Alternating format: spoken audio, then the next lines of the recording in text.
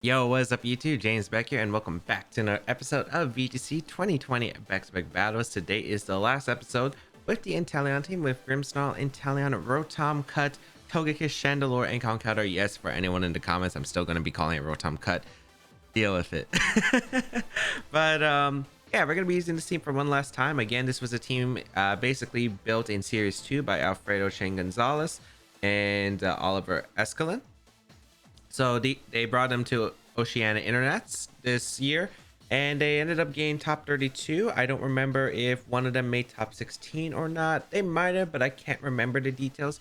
But pretty solid team overall. We tried it with our own variation with the Scope Lens, Sniper, Inteleon, and Life Orb on the Conkeldurr over the Assault Vest. If you want to try out the team, there is a rental code of the team down below and a payment of the team. Make sure you grab the rental team while you can though, because the code will be expiring when the next video comes out, when we start using brand new teams. So make sure you can grab it while you can.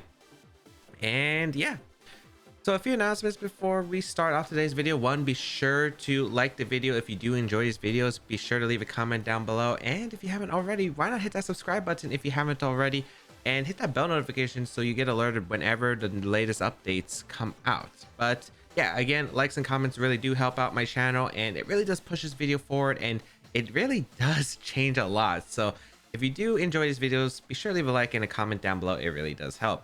So again, thank you to everyone who's been supporting me on Twitch recently. It's been incredible. The support I've been getting on Twitch is insane. I have been getting tired of streaming a bit of VGC, but with the DLC, I'm hoping to bring some. Hopefully it will be able to change things up, and I'll be able to use a lot of new fun teams on stream. So make sure you follow me on Twitch, twitch.tv/JamesWBeck, link in the description down below. And thank you to everyone for the support. Really, it's been incredible. But yeah, let us get started and play some games. Today's comment question is going to be, oh man, I had a comment question. Oh yeah, it was going to be about the Isle of Armor. Which Pokemon would you like to see most in the Isle of Armor that comes back into competitive? So I don't know if I asked this one earlier. I might have. I don't remember if I actually did, but if I did it, make sure you let me know. And if I already asked that question, well, answer it again, but also let me know what Pokemon you don't want to see come back. So I'll talk about mine after I pick the battle. We're going to see the Corviknights, Totemaru, Obstagoon, Dragapult, Primarina, and Togekiss. Very interesting team. Yeah, this is really interesting. Dragapult Togekiss is really bad for this team. Yeah, Dragapult Togekiss is really bad for this team. I really do like my Togekiss though. My Togekiss does a lot of work here with my Grimmsnarl, I think. Yeah, pretty solid overall. Don't think Inteleon's that good. I do really like Chandelure and Rotom-Mow, I think, in the back, because they probably do the most damage. I could see myself bringing Conkeldurr, but Conkeldurr's only good against the Totemaru and the Obstagoon. It really doesn't do much else, and I don't think it's worth bringing them. I don't think it's worth bringing Conkeldurr over them. So again, with the comment question, the Pokemon I would like to see most come back into the Isle of Armor, which we haven't already revealed, that's not in the what's it called? In the Crown Tundra. Let me see. I had like a list of Pokemon actually. I actually can't remember. Huh. It's funny because I get asked this question a lot, and I always usually have an answer, but I can't remember the answer actually. So we'll put that on hold actually, but the Pokemon I at least want to see, I made a whole video about that. It's Smeargle. Do not like how that Pokemon plays. We're gonna see Totemaru, Corviknight. Not exactly a great lead for me.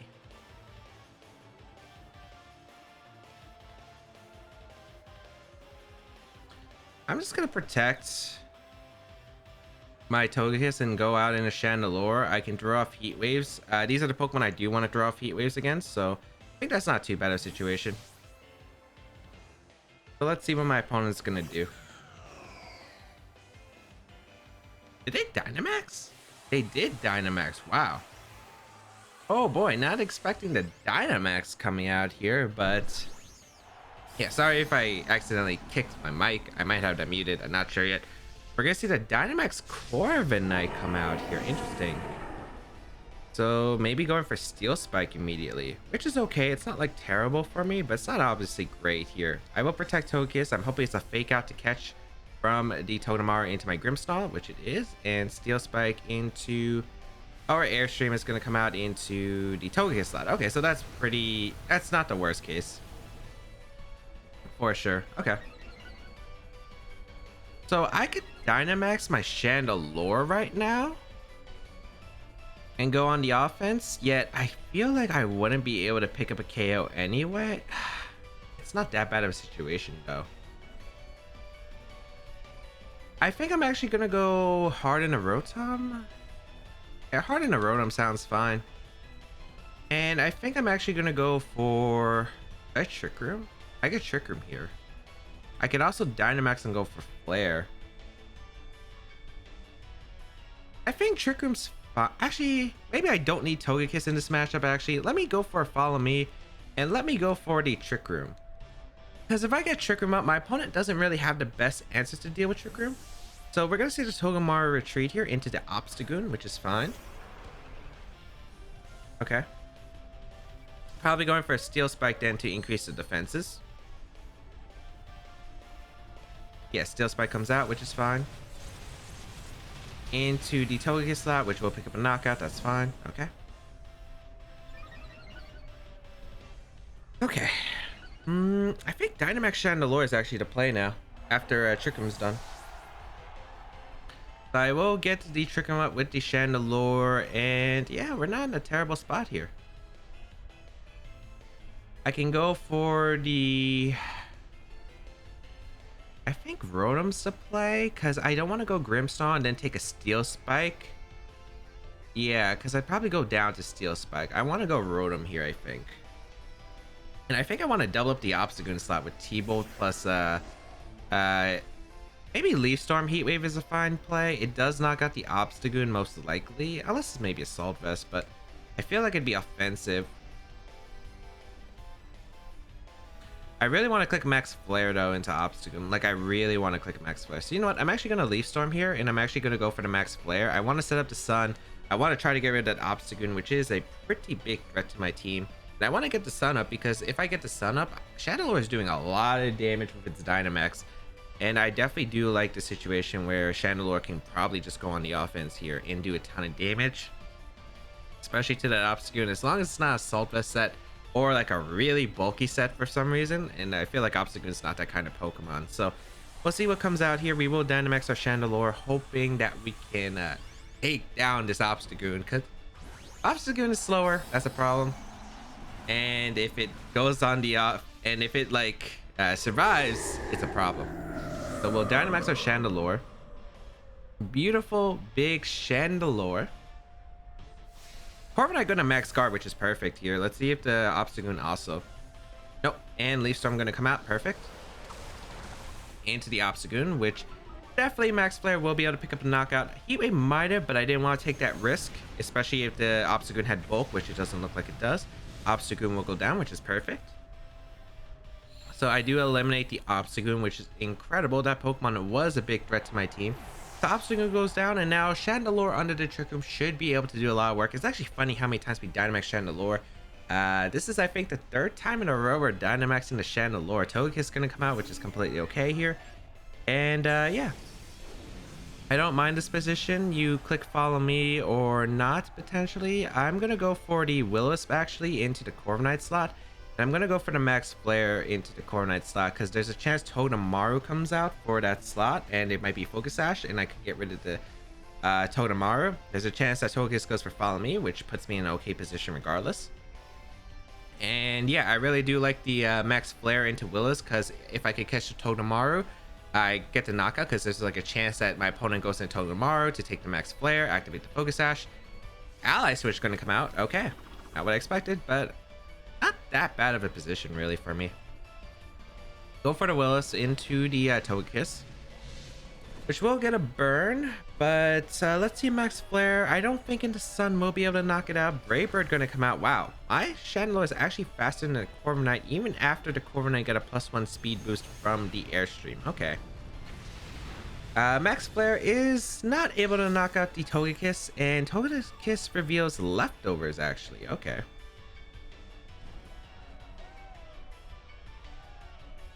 So again, they don't really carry Protect on Corviknight, and if you ally switch, I get the Thunderbolt off. I don't think Togedemaru is coming out now. If it does, I don't mind it too much. So I think I'm just going to double up the Corviknight with Thunderbolt plus the Fire move, and we are going to see the Corviknight retreat, which is fine. Togedemaru is going to come out. Okay, I don't mind that position. Nope. Yawn going to come out. Okay, but I could just switch out Chandelure, I feel like, and be completely safe. We're going to see the Lightning Rod activate on the Togedemaru. And we're going to see the Max Flare come out once again. It has to be Focus Sash or at least Sturdy. It does look like it is going to be one of those. It is going to be the Focus Sash item, procced. Okay. Focus going to heal leftovers, but it's going to be negated by the burn. So we're in a pretty okay shape. I could just switch out Chandelure here, and the Dynamax is over. But basically, my opponent's team is super weakened for the position I wanted. And now I can go for a Leaf Storm. Or do I just Protect? Because there's a chance to Yawn here, but I don't want you to double up my Chandelure calling the switch. I'm going to Leaf Storm the Toge. I'm actually just going to go Grimmsnarl. I think there's no drawback to this play. I said I can see. And once I get rid of that Togedemaru, my Chandelure outspeeds and just gets to click Heat Wave. And there's nothing my opponent can really do to stop it. So we're going to see Fake Out come out into the Rotom. Okay. And Dazzling Gleam. Okay. We'll eat that Babiri Bear, so we'll take that. Okay. Rotom flinches, completely okay here. The Togekiss gonna take a little bit. I don't know if you're in range of Fake Out, which is my only concern right here. Quicken returns to normal, that's completely fine. I feel like Togedemaru probably goes for Spiky Shield here. I'm actually gonna go for the Fake Out into the Togekiss slot. Since it has Yawn, it might not have Protect here. Yawn ally switch we confirmed earlier. Yes, I'm actually gonna whisk the Togedemaru, and I'm gonna Leaf Storm the Togedemaru, and I'm gonna Fake Out the Togekiss. We're gonna say the Togekiss retreat, which is a good play for my opponent. Okay, into Corviknight. Oh, the Toge doesn't have Protect, but it's fine as long as I get the knockout into the Toge slot. Nuzzle gonna come out, which is fine. Okay. Will-O-Wisp does connect with the Togedemaru, and that will be able to knock out the Togedemaru. So I'm assuming it doesn't have Spiky Shield. Probably, I don't know what it really has. Sun Phase, which is completely okay here. We're able to eliminate the Togedemaru here, and next turn we can eliminate the Togekiss, and we'll be in a pretty good spot. So, of course there is Ally Switch involved, but I think it should be fine. Yeah, because Togekiss is going to come out. I just get to click T-Bolt into the Togekiss slot. Unless I expect Ally Switch, I could realistically make that play. I think there's no reason not to just Thunderbolt Foul Play the slot, though. I do a decent amount of Corv, I feel like, unless it goes for Iron Defense. And it'll definitely put in range of Heat Wave, so my opponent would be delaying the turns. I think my opponent needs a Tailwind up. Like, it's really tough for my opponent right here, but I think you do need some form of Tailwind up. Let's see. No ally switch, and we will be able to get a Thunderbolt off into the Togekiss, which is able to pick up the knockout. Amazing. And we're just going to see the Brave Bird. No Iron Head at all, so Brave Bird going to come out into the Rotom. I wonder if it's Iron Defense Body Press on the Corv. Take some Chip. Able to heal back with a Berry. I hope it's not Weakness Policy. Although Weakness Policy, I guess, doesn't change much, but it does come down to do I hit attacks. Foul Play going to come out. Solid amount in a Corviknight. Solid amount. It could be a speed type between Rotom and...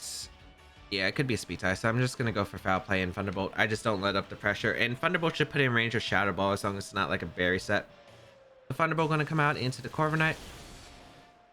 Puts it really low. Are you a berry? Oh, it is Weakness Policy. Okay. Which is fine. It doesn't change anything. Boost goes up, but if I get the Foul Play off, I probably just knock out the Corviknight because you got to boost the attack stats. So let's see if we are able to move with Grimmsnarl. Grimmsnarl is able to move and get the Foul Play off, and that should be a good game. Yes, it is. So Corviknight does go down, and that is going to be a 1-0 in our victory. So really nice. Was it expecting the double steal lead? Was it even expecting like the no Dragapult, which was actually incredible for me. My opponent did bring in the Esther and the Obstacle, but the Trick Room really paying off dividends right there. And I feel like getting the turn 1 right was incredible. Just being able to stab the Trick Room the second turn, and we were basically able to dominate. So, okay, it's just 3 attacks Corviknight with the weakness policy. We're going to see the Togedemaru didn't have Spiky Shield, which makes sense. Eerie Impulse instead, which is an interesting decision. Throw Spray Primarina. The no Protect Obstagoon with Taunt and Fire Punch. It's actually Choice Scarf. Wow, okay. A standard Dragapult, but with Dive. And what is this Togekiss set? Ally Search Dazzling Gleam Yawn Life Form No Follow Me. Okay. So we're able to pick up a win in today's episode. So that's actually nice. So at least we're not going to end this off with like an 0-2, which is incredible. And yeah, let's see if the Inteleon can finish off the game. Or at least a series of the team. So I think we went 1-1 for the first 3 episodes, 2-0 in the last episode, and now let's see if we can finish off with a 2-0 potentially, or will we finish 1-1? Still not bad for the team. I definitely thought it was going to do worse, but hey, it's actually doing pretty decent. We got Dace in here. Okay, kind of looks standard, kind of ish. It's the Dusclops, Sylveon, Tyranitar, Dragapult, Conkeldurr, and the Corviknight. It's really going to come down to one. It's going to come down to some factors. For sure. It's going to come down to like, who has the weakness policy? That's a big question. Yeah, who has a weakness policy in this? I definitely want to go Togekiss here. I think Togekiss puts on a lot of pressure with Conkeldurr. Actually, I think it's a really good lead. It just decimates a lot of my opponent's options. Yeah, I really like that actually. Combination wise, it does a lot. I think I want to bring Chandelure because it helps with the Corviknight, and Rotom-Mow doesn't seem bad here. I'm kind of leaning towards Inteleon because one, I have Airstream and Snipe Shot that will do decent damage to all the Pokemon, but Rotom doesn't seem bad here either. Grimmsnarl isn't that bad, but you know what? It's the star of the team. I have to bring it, even if it might not be the most optimal. I do think Rotom-Cut was the correct choice here, but I gotta make things harder, you know? I gotta show off the Inteleon if I can, and hopefully Inteleon will be able to pick up maybe the last KO. That's basically the goal. I'm not sure how I'm Dynamaxing though. That's a big problem. Probably Togekiss, I'd assume. It depends on the lead here. So Sylveon Dusclops lead. Ah, you led the Pokemon that I hate dealing with the most. Okay. So you got to find out my Razor Claw and the Life Orb I carry on my Pokemon. I kind of want to Dynamax Airstream and just Thunder Punch actually. Because if I can get rid of the Sylveon, I'm in such a good position. And I don't know if you would Dynamax right away, but I think I'm going to go for it. Because if I can get this position, I feel like it's definitely worth risking here. So let's see if we can get this position right. I really want to knock out the Sylveon. I think Airstream and the Thunder Punch should get it. It really just depends on the Sylveon spread. And if we get a critical hit, we should definitely be able to knock it out. So let's see here. We will Dynamax our Togekiss. If we can get rid of Sylveon, that's a huge offensive threat off the field. Even if, like, let's say the Tyranitar comes in, I still have a Conkeldurr with a Life Orb, Drain Punch, Iron Fist boosted. So I'm not really scared of Tyranitar in the Trick Room. And Sylveon is definitely the Pokemon that I fear the most with Trick Room. And even if my opponent doesn't get Trick Room up, I do have the what's it called? I do have the Chandelure in the back. And we crit the Sylveon with the crit. Let's go, Togekiss. The crit team coming in clutch. Getting a crit where we need it. And yeah, we'll be able to get a Thunder Punch off in the Sylveon and pick up a knockout. So excellent turn for us as we're able to eliminate the Sylveon immediately off the field. Incredible. Now let's see what my opponent goes for. It is going to be the Trick Room. Yep. Which is surprising because Conkeldurr probably undersped the Sylveon under Trick Room, but this works out fine. Because like I could have just like went for Protect and the Starfall. But that's fine. Corviknight going to come out actually. Okay.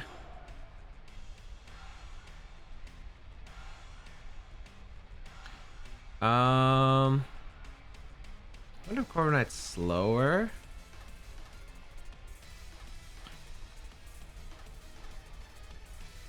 So I want to max guard here with the Togekiss, and unfortunately I don't see Inteleon doing as much work as I need it to, so I'm actually going to sack Inteleon. Because I feel like here is a Steel Spike potentially, like a Dynamax Steel Spike coming out, and it does look like it is a Dynamax here. I'm hoping it's Steel Spike. If it's Steel Spike, that puts me in an okay spot. If it's Airstream, that's also an okay spot. If you Steel Spike my Inteleon, it gets questionable. Because it could be tough for me potentially, but we'll see here. Corviknight Dynamaxes, so it's a battle of the Dynamax birds, or flying types at least. Togekiss isn't a bird really. Well, maybe it's a dove. Maybe it's based on the dove. What do you think? Nightshade here and Steel Spike into the Kiss. Okay, perfect. I definitely want damage on the Corviknight to put in Heat Wave range, so I will go for the... Maybe I should just go for the attack in the Dusclops. I'm trying to figure out like what's optimal here. I definitely want a... Well, does Starfall benefit me? That's the question. Does Starfall benefit me in this position? It could prevent Will-O-Wisp, and Airstream doesn't really benefit me that much, so I'll go for Starfall on the Clops. And I might as well just go for the Snipe Shot into the Corviknight slot, because I'll get a bit of chip into it, possibly. Nightshade going to come out into my Inteleon once again. It might be a double up, or maybe not. Max Knuckle, okay. Inteleon actually survives, which is actually kind of clutch. Okay. I would have preferred actually to free switch into Chandelure. But okay. Okay amount of damage. Starfall comes out. Good damage to the Dusclops. Excellent. With the critical hit, of course. We are getting some crits. We are getting some crits, ladies and gentlemen. But unfortunately, the Inteleon pretty much has served its role here. I'm definitely going to protect my Togekiss on the Steel Spike coming out. And yeah. We're just going to go for the last ditch Snipe Shot effort into, I guess, the Dusclops, because we put in Heat Wave range. Yeah, because you're going to Pain Split anyway. I'm just going to target the Corviknight. So let's see here. We're able to go for the Protect. Nightshade going to come out. Okay. Knock out my Inteleon. Completely okay. And do you Steel Spike or Airstream? Steel Spike comes out. Okay, perfect.